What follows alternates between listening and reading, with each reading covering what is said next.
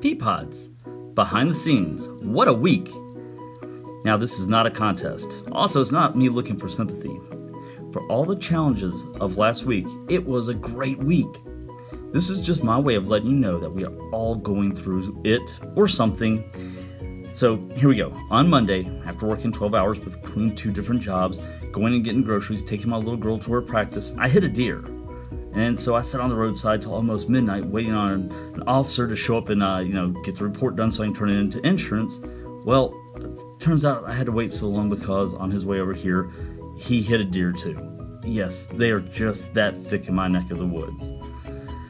So, Tuesday I got dropped off at work and started calling places trying to find a way to get home. There's not a car at any agency anywhere.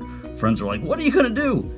And that's where I just put my faith in God and, sure enough, at 5 o'clock I got a car. A Dodge Viper! Okay, not really. It was a minivan. But, he provided what I needed, not what I wanted. And expect a review to come out of this. So, I was also supposed to go do this paperwork for handling my mother's affairs. Well, the POA form that I've been using for over a year was rejected. And this sounds like a bad thing, except for the fact that I had no way to get there. So this form that nobody else has ever had trouble with all of a sudden had a problem, and it kept me from getting to this appointment that I could not get to.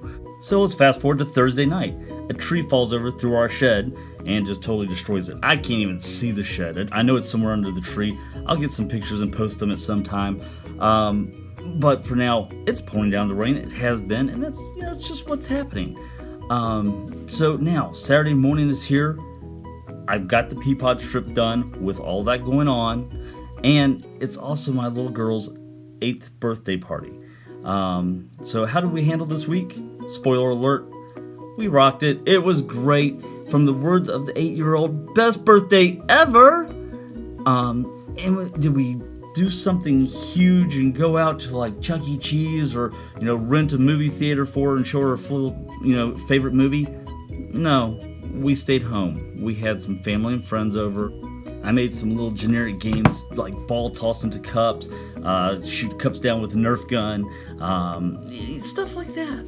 And the kids played them and they had a ball, and it looked like that they were at some big fancy thing, except they got to run around barefoot and just have a great time. So all of that is to get to this point. No matter what life throws at you, as long as you love your family, love your friends, and most importantly, love and trust God, no matter what is thrown at you, you will. Simply, you will